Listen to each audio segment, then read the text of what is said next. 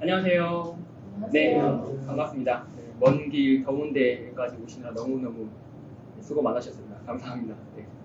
마침 오늘 내일 굉장히 덥다고 하더라고요. 서울 온도가 38도나 되는데 이렇게 시원한 이야기 들으시고 가셨으면 좋겠습니다. 네.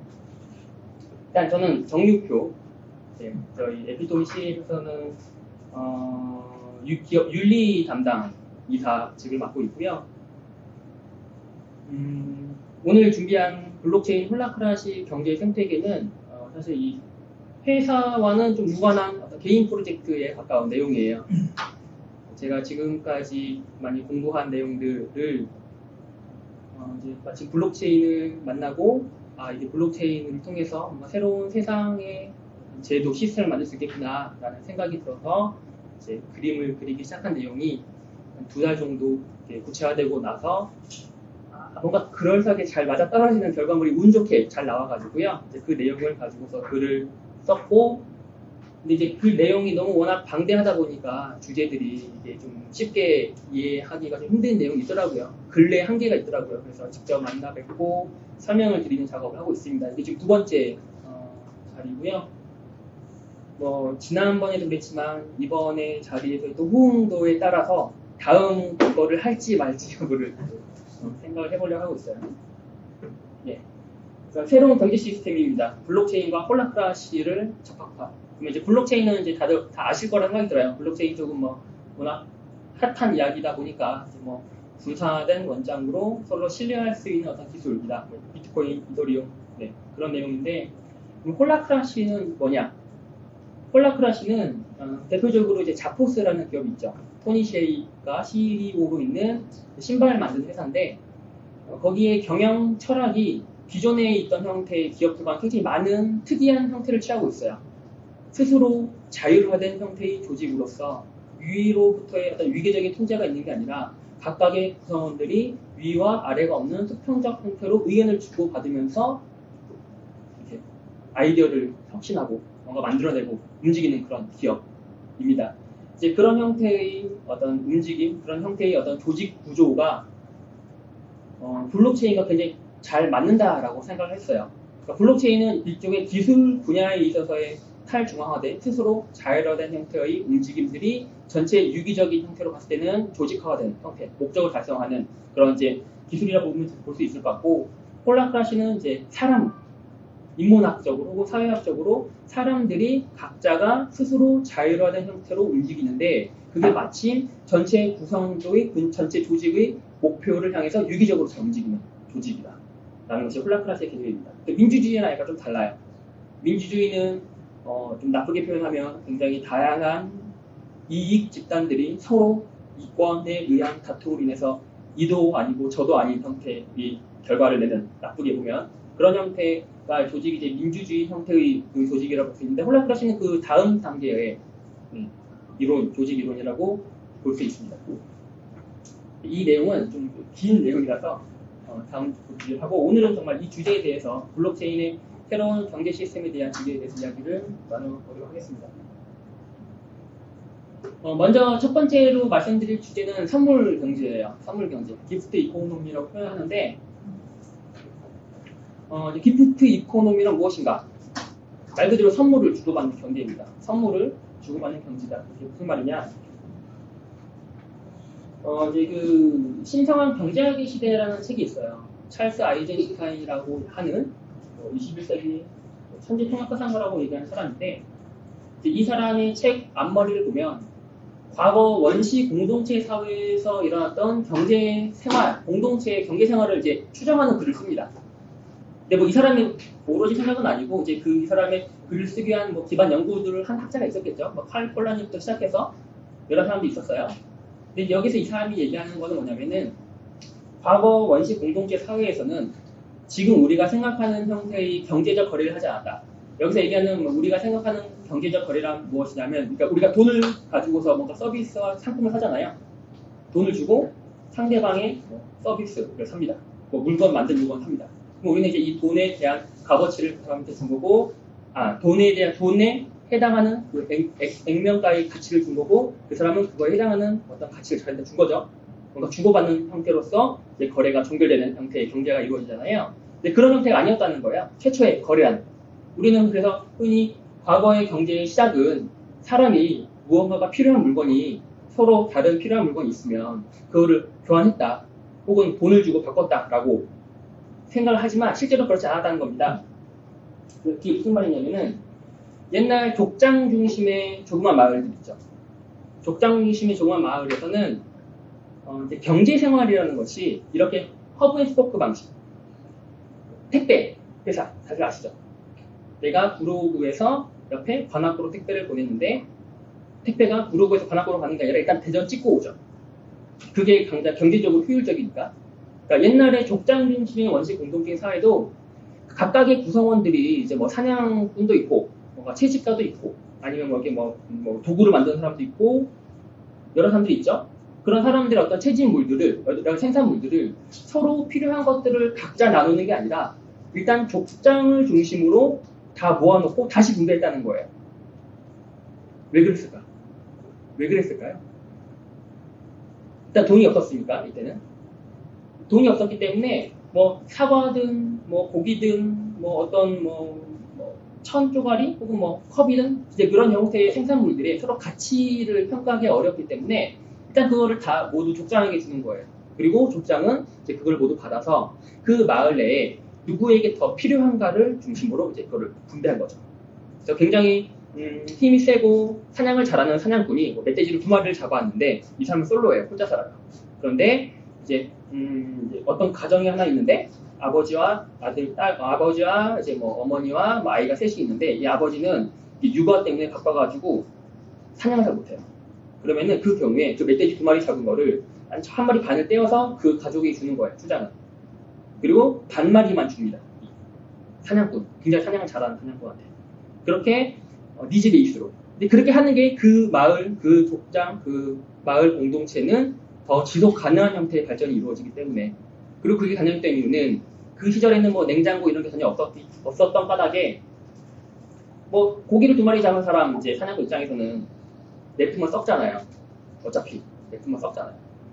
1마리 반을 떼서 미리 주면 이미 그 사람들 주면 선물을 주면 이제 그 사람들은 너무 고마울 거고 나중에 그렇게 선물을 받은 아이들이 자라서 이제 또 뛰어난 사냥꾼이 되었을 때 그러면 또 이제 그 원래 사냥을 잘했던 사냥꾼은 이제 늙겠죠. 힘이 없어질 거고 이제 굉장히 이제 뭐 사냥을 나가는데 못 잡을 확률이 높아질 거잖아요. 달리기도 느려지고. 그럴 때 나중을 위해서 그럼 이제 그 선물을 받았던 3명의 아이가 자라서 예전에 자기가 받았던 그런 고마움을 알고 이제 갚는 거예요. 이제 그렇게. 그런 식으로 이제 그 마을 안에서의 일종의 리스크 테이킹을 하는 거죠. 모든 사람들이 족장을 중심으로. 그래서 과거의 시대에는 이제 족장이라는 사람에게 모든 자원이 집중되다 보니까 우리가 그냥 예전에 들어봤던 인디언 마을의 형태, 인디언 마을에서의 추장은 가장 가난한 사람이다. 라는 이야기가 있거든요. 왜냐하면 그 자원을 갖고 있는 사람이 자원을 자기에게만 유리하게 유용을 하면 사람들이 싫어하잖아요. 혹은 내가 저 족장의 자리를, 추장의 자리를 올라서고자 이렇게 몰래 이제 공격을 하거나 그런 일이 벌어지고 그게 지속 가능하지 않기 때문에 가장 가난한 생활을 합니다. 추장은. 하지만 가장 가난하지만 중요한 일이 있을 때는 그 추장의 어떤 그 권위, 추장의 어떤 결정권이 굉장히 그 목숨을 좌우지하는 그런 형태의 권한을 갖기도 해요. 그런 형태의 경제를 이뤘던 게 옛날에 이제 그 원시 공동체 사회고 돈이 없었다. 대신 물건을 줄 때 상대방은 감사를 표하는 거예요. 그래서 이걸 기프트 이코노미라고 표현을 하는데 그럼 이제 아까에 의해서 계속 먹을 걸 받기만 해요. 그치? 아이가 3명 있는 아이 집안은 사냥을 굉장히 잘하는 사람이 맨날 받기만 해요. 너무 고맙죠. 항상 받을 때마다 고맙습니다. 너무너무 고마워요. 너무너무 고마워요. 얘기를 하는 것이 이제 말로만 하기에는 너무 좀 입만 터는 것 같으니까 뭔가 좀 성의를 보여주고 싶어서 이제 돌아다니는 것 중에서 예쁜 돌, 조개 껍데기를 주워가지고 조개 가져와서 이렇게 주는 거예요. 고맙다. 대신 어떤 징표로서. 너무너무 고맙습니다. 너무너무 고맙습니다. 징표를 주는 거죠. 그러면 이제 이게 모이면 이 사냥을 매우 잘하는 사냥꾼은 이제 그런 조개 껍질을 많이 모으겠죠? 이제 그거 자체가 이 사람의 그 마을에 기여한 어떤 그 기여로서의 가치가 되는 거죠. 훈장이 되는 거죠. 아, 이 사람은 굉장히 우리 마을을 위해서 굉장히 기여를 많이 했어. 이미 다 알고 있지만 이미 마을 사람들끼리 다 알아요. 그 사람이 뛰어난 사냥꾼인지 다 알아요. 많이 베풀었는지 알아요. 하지만 이제 어떤 징표로서 주는 겁니다. 이런 형태로. 그래서 이런 것들을 흔히 화폐 시작이라고 얘기를 하는 거죠. 화폐 시작이다. 지금의 우리가 흔히 배우는 거래 시작은 그렇게 전혀 안 배우고 있잖아요. 조개를 이용해서 거래를 했다라고 배웠지. 선물 경제가 무과고없다라는 생각은 안 들었거든요. 그래서 이때 경제의 특징은 거래가 일어날 때마다 공동체가 강해져요. 연결이 되니까. 고맙습니다. 고맙습니다. 고맙습니다라는 말을 표현이 경제 거래 행위 때마다 이루어지니까 굉장히 공동체가 더 단단해지는 형태의 거래로 이루어지는데 요즘은 어떻죠? 아까 제가 처음 말씀드린 것처럼 돈을 주면 그냥 거래가 끝이에요. 그렇죠? 내가 돈 준 것만큼 서비스를 받았으니까 됐지. 오히려 내가 돈을 준 것만큼 해당하는 기능의 어떤 제품을 못 받는다든지 혹은 만족하지 못한 서비스를 주면은 분노를 일으키기까지 해요. 감히 내가 돈을 날려먹었다 속았다라는 기분 들고 막 사기당하면 기분 나쁘고 그렇죠? 그런 일이 벌어져요. 왜 그러냐면 지금의 경제는 이 돈이라는 게 정말 나의 돈이기 때문에 그래요. 사람들이 나의 돈. 그리고 내가 돈을 벌자면 남에게 뺏길 돈이기 때문에 굉장히 이제 분열의 경제가 되는 거죠. 그래서 내가 돈 10,000원을 쓰더라도 10,000원 이상의 가치를 받기를 원합니다. 상대방도 내가 조금의 노력을 들여서 더 많은 돈을 받기를 원해요. 서로 이렇게 분열과 의심과 그런 마음, 서로 더 많이 갖기 위한 분열의 경제. 그래서 거래가 일어날 때마다 그 거래가 흡족하지 않으면 점점 분열되는 형태의 경제가 이루어지는 게 현재의 이코노미예요. 굉장한 차이가 있죠. 뭐 어느 시점에 갑자기 이렇게 경제라는 행위가 확 뒤바뀌었을까요? 어느 시점? 옛날에는 이거를 거래할 때마다 감사를 표하던 경제였는데 왜 갑자기 이렇게 변하게 되었을까요? 찰스 아이젠슈타인은 그 기원을 추정하기를 이제 그 마을의 범위가 늘어나기 시작하면서 그렇게 변했다라고 표현을 해요. 그러니까 마을 안에서는 조개 껍데기를 가진 사람이 뛰어난 사냥꾼이다라는 거를 굳이 조개 껍데기가 없어도 다 알죠. 근데 마을이 하나 건너가게 되면은 저 옆마을에 누가 되게 뛰어난 사냥꾼이고 누가 굉장히 잘 채집을 잘하는 사람인지를 모른다고요. 옆에 마을에 있는 사람들은. 그거를 증명할 방법은 이제 조개 껍데기밖에 없는 거예요. 아, 이 조개 껍데기를 많이 갖고 있는 사람은 굉장히 그 마을 공동체를 위해서 뛰어난 역할을 했구나. 그래서 이 사람이 그런 조개 껍데기가 있으니까 이 사람에게는 내가 뭔가를 줘도 되겠구나. 이 대신 옆마을 사람들, 옆마을 사람들. 그래서 내가 옆 마을 사람인데 이 사람이 너무 좋은 일을 하셨으니까 나의 물건을 뭔가 주는 대신 나도 그 사람한테 뭔가 좀 받자라고 해서 조개 껍데기를 받기 시작하면서 이제 그게 화폐, 명목 화폐, 실질적인 어떤 기능으로 가진 화폐, 가치를 지닌 화폐로서의 거래가 시작됐고 그게 중앙 국권화되면서 국가의 이제 중앙 국가 체제가 되기 시작하면서 아예 그 주도권 자체를 이제 나라가 장악을 독점을 하죠. 이 나라에서 찍은 돈만 가지고서 화폐를 거래할 수 있도록. 그렇게 되기 시작하면서 이제 그 돈을 더 많이 갖기 위한 싸움, 뭐 돈을 속이면서 발행하기 시작한 싸움, 막 그 옛날 금, 은 주조할 때 막 가짜 금 넣고 그런 일들이 벌어지기 시작했죠. 그런 형태의 경제가 현재의 경제가 이제 맞습니다. 그래서 필연적인 결과라 얘기해요. 필연적인 결과, 필연적인 발전을 위한 필연적인 결과다. 그리고 실제 돈이라는 게 굉장한 장점이 있죠. 왜냐하면 돈이 없다면 이 뭔가 물건을 교환하는 데 있어서 굉장히 어려운 일들이 많이 생기잖아요. 서로의 가치가 다 다르게 보기 때문에 거래 가치가 행위가 일어나기 어려운데 이제 돈이라는 게 있기 때문에 우리는 이런 모든 물건들의 가치들을 잘 판단하고 평가하고 할 수 있는 사회가 된 거죠. 굉장히 분업화되고 이제 지금의 경제 고도 경제 성장을 이루기 위해서 돈의 발명은 필연적인 거였다라고 얘기합니다. 그럼 이제 돈에 대한 이야기를 해보려고 해요. 돈은 도대체 여기서 오는 건가? 누가 만든 건가? 뭐 옛날에는 뭐 국가에서 주조권을 가져가지고 돈을 찍어줬다고 하지만 지금 현대 경제에서는 돈을 이제 어떻게 만들어지는가에 대한 내용입니다. 그냥 잘 예조 있는 건데 제가 더 돈이 있어요. 10,000원 있어요. 월급 받았어요.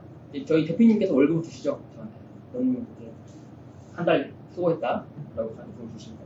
그럼 제 대표님은 돈을 어디서 가져왔을 거 아니에요. 대표님이 뭐 돈을 찍어낸 거 아닐 테니까. 대표님도 돈을 어디서 가져오시는데 다른 회사의 계약을 통해서 돈을 받아와요.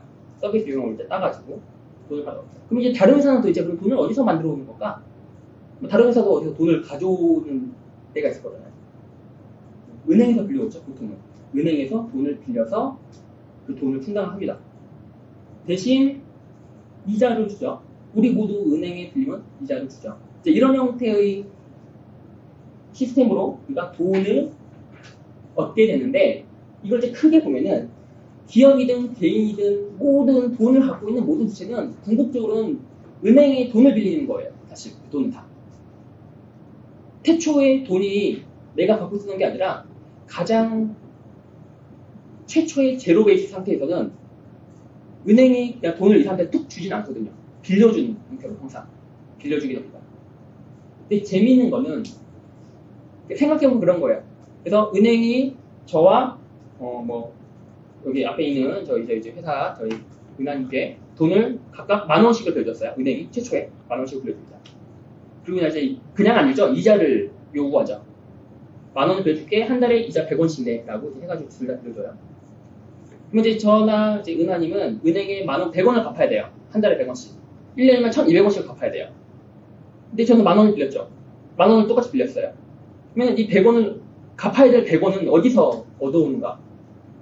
지금 시중에 풀린 돈 20,000원밖에 없거든요.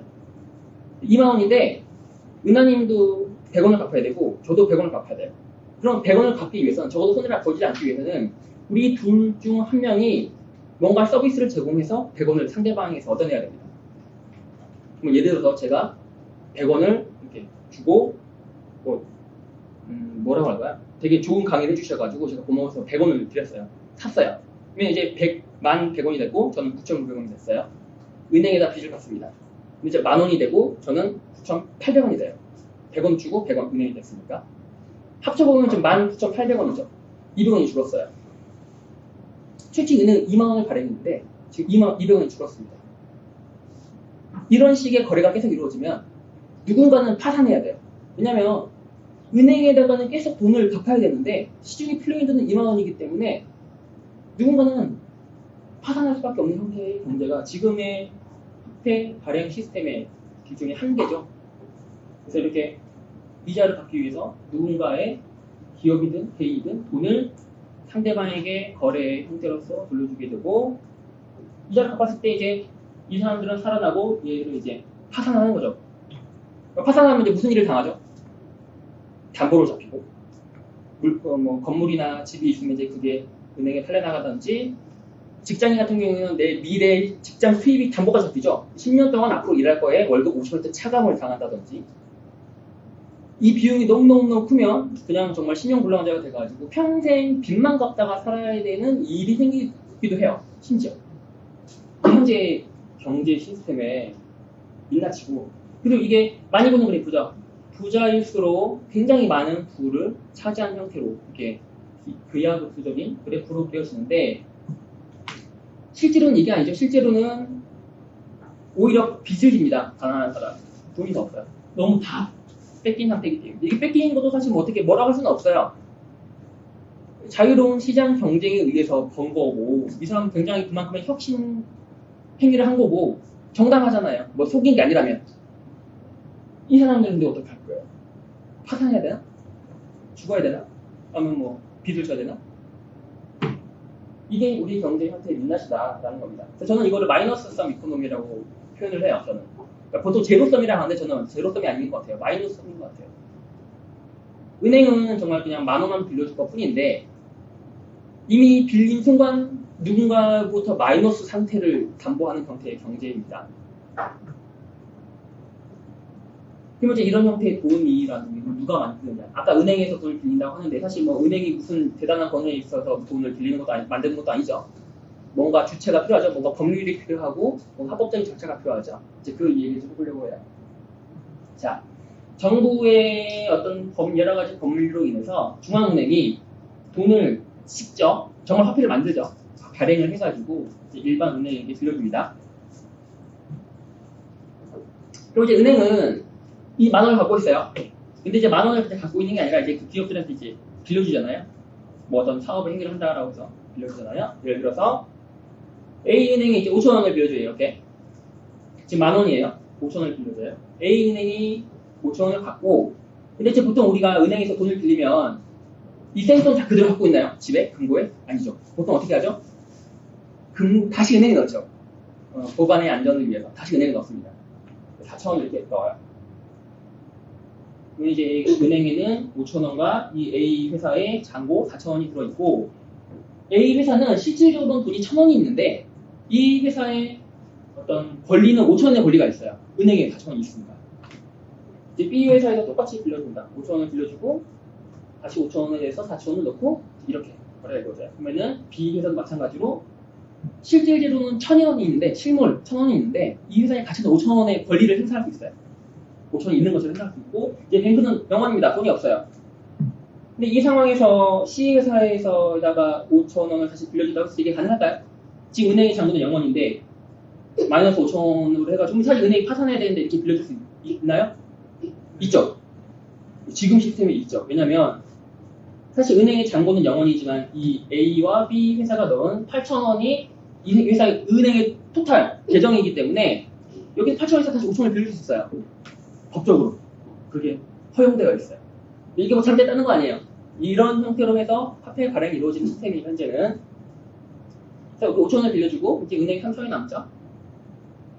자, 이런 식으로 이제 구성이 됩니다. 이런 식으로 이제 10,000원이 이렇게 돈으로 이제 빌렸어요. 근데 가만히 보면 이제 이게 토탈 어마운트가 3,000원, 5,000원, 5,000원, 5,000원 가면 18,000원이에요. 근데 한국은행은 10,000원만 찍었거든요. 근데 지금 이렇게 18,000원이라는 돈이 생겼어요. 권리가 생겼어요. 각각의 주체들이. 이 돈이 과연 누구 거냐? 이 18,000원 누구의 거냐?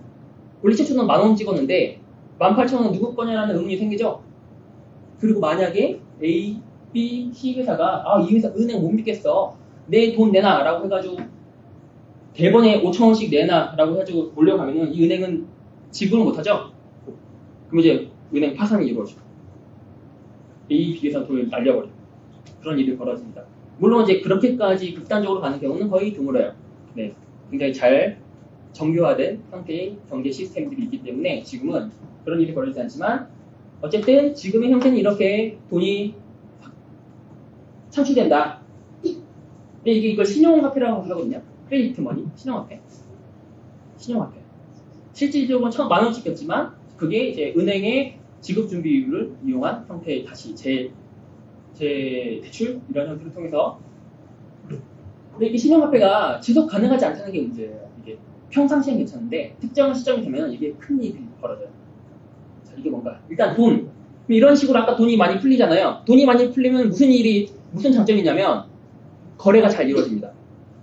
그러니까 내가 10,000원이 있을 때보다 100,000원이 있으면은 물건들을 더 잘 살 거잖아요.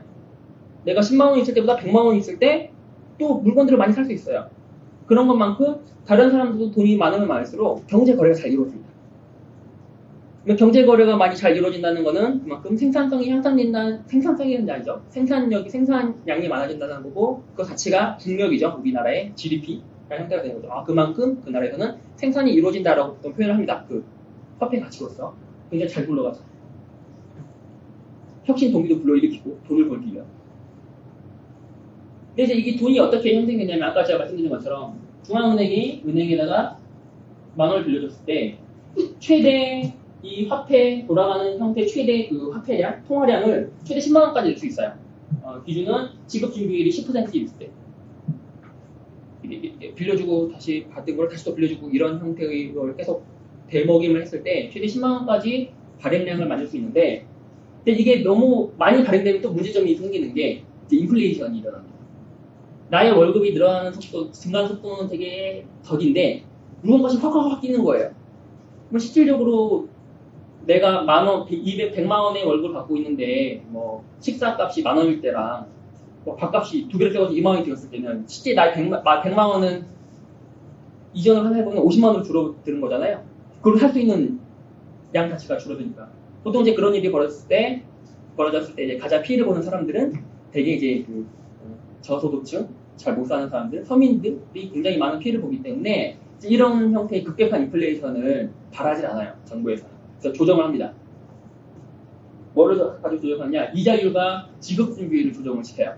그래서 돈을 빌려줄 때 이자를 비싸게 매기면 사람들이 돈을 덜 빌리려고 하겠죠. 그리고 빌렸던 돈도 빨리 갚으려고 하겠죠. 이자를 많이 내야 되니까. 혹은 아까 지급준비율이 아까 뭐 10% 기준으로 해가지고 최대 만 원일 때 최대 10만 원까지 돌릴 수 있다고 했는데 그 지급준비율을 20%를 올리는 거예요. 그러면은 확 줄어들겠죠. 은행에는 20%를 돈을 갖고 있어야 되니까 실제 현찰을 갖고 있어야 되니까 그런 형태로 조정을 합니다. 통화량을 조정을 해요. 그래서 경기가 너무 과열됐다 싶으면 뭐 여러 가지 방법이 있지만 대표적으로는 예, 금리를 올려서 돈을 좀 이렇게 끌어들인다든지 하고 근데 또 이제 돈이 너무 많이 줄어들어가지고 이제 돈이 많이 줄어들면 이제 거래가 잘 안 이루어지겠죠. 돈 자체가 없으면 물건을 안 사려고 하니까 그럼 다시 이제 금리를 내려요. 돈을 좀 쉽게 빌려가도록 조정을 하는데 그래서 이런 형태로 경제 사이클이 이루어지죠. 돈이 많이 풀렸어. 파랑하다가 돈을 너무 많이 푼 것 같아. 너무 인플레이션이 높아. 금리를 올려서 다시 이제 사람들이 돈 이제 죄개하고 지갑을 좀 닫게 하고 다시 또 물건이 안 도니까 이제 경기가 좀 가라앉겠죠. 또 너무 가라앉으면 디플레이션이 일어나요. 물건이 안 팔리기 시작해요. 그러면 또 기업이 망하죠. 그런 일이 또 벌어지면 안 되니까 다시 또 금리를 내려서 또 돈을 빌리게 합니다. 이런 식의 경기 성장 곡선을 이루는데 근데 문제는 이제 이게 다가 아니라는 거예요. 이걸 단기 경제 사이클이라고 하는데 이게 다가 아니라는 거예요. 장기 부채의 역습이 돌아옵니다. 이제 이건 뭐냐? 아까 제가 그래프를 그냥 이렇게 경기 사이클로 그렸지만 실제 그건 다 빚이거든요. 누군가의 빚이에요. 결국은 돌아가 있는 모든 화폐는 누군가의 빚입니다. 제 지갑에 예를 들어 3만 원, 5만 원의 돈이 있지만 저는 제 소유라고 얘기를 하지만 실상 그는 누군가의 빚이에요. 누군가 그 5만 원을 빚을 졌기 때문에 그 5만 원이 저한테 있는 겁니다. 누가 빚인지 모르겠죠? 전체적으로 어쨌든 다 빚이에요. 통화량이랑 같이 누군가가 빚이 지고 있는 빚이에요. 그래서 이거를 큰 그림으로 봤을 때 점점 이런 단기 곡선 사이클로 경제가 성장을 하는 와중에 전체의 부채량은 점점 높아지다가 어느 시점에 사람들이 더 이상 돈을 빌리면 큰일 나겠구나 라고 생각하는 시점이 옵니다. 이거 심리의 문제예요. 심리의 문제. 실상 미국 중앙정부가 1조 달러의 빚이 있다든지 10조 달러의 빚이 생겼다. 100조 달러로 늘었다. 1000조 달러로 늘었다. 라고 얘기하는 게 사실은 아무 의미 없거든요. 왜냐면 그냥 미국 정부는 돈 찍어내면 되니까요. 그냥 사실 의미 없어요. 근데 사람들은 그거에 대해서 뭔가 이제 큰일 나는 거 아니야? 미국 망하는 거 아니야? 이런 식의 이제 위협 의식감을 느껴요. 은행이 저렇게 빚을 많이 졌는데 국가가 많이 빚을 졌는데 나라도 좀 돈을 덜 빌려야겠다. 그 시점이 언제인지 모르겠지만 그 시점이 트리거처럼 왔을 때 팡 터졌을 때 이제 은행은 은행대로 돈을 안 빌려주기 시작해요. 왜냐면 빌려줬는데 이 사람이 신용불량자로 파산해버리면 내가 돈을 못 받잖아요. 불량 채권이 생기는 거잖아요. 또 돈을 빌리는 사람도 돈을 안 빌리려고 해요. 왜냐면 너무 빚이 많으니까 갚아야 될 게 우선인데 지금 빌려가지고 어떻게 할지 모르니까.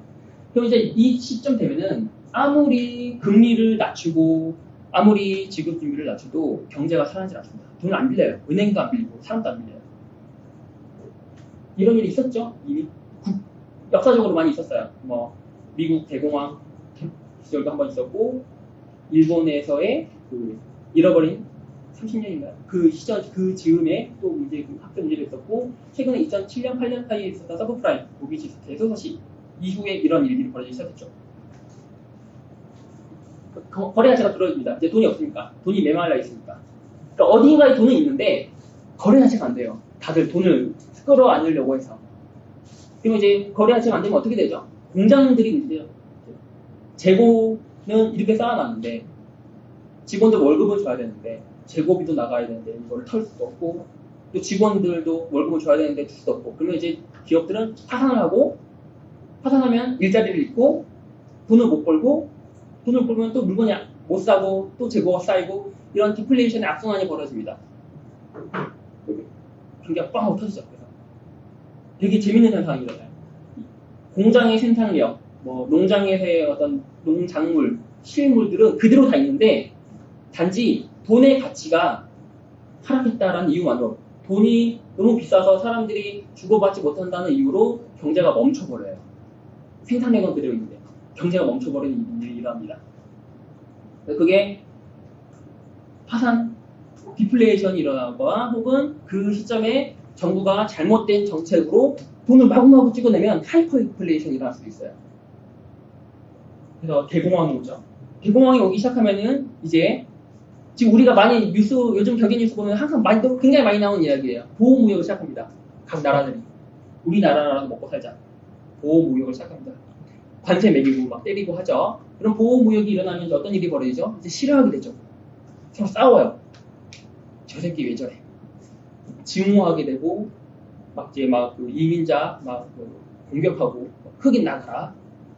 이민자 나가라. 이런 식의 증오 범죄들이 일어나고, 국가 내부적으로는 이제 봉기가 일어날 수도 있어요. 혁명, 일종의. 부자놈들 때문에 우리가 못 살겠다. 그래서 막 피켓 들고 일어나고, 또 부자들은 부자대로 이것들이, 왜 내가 가진 돈을,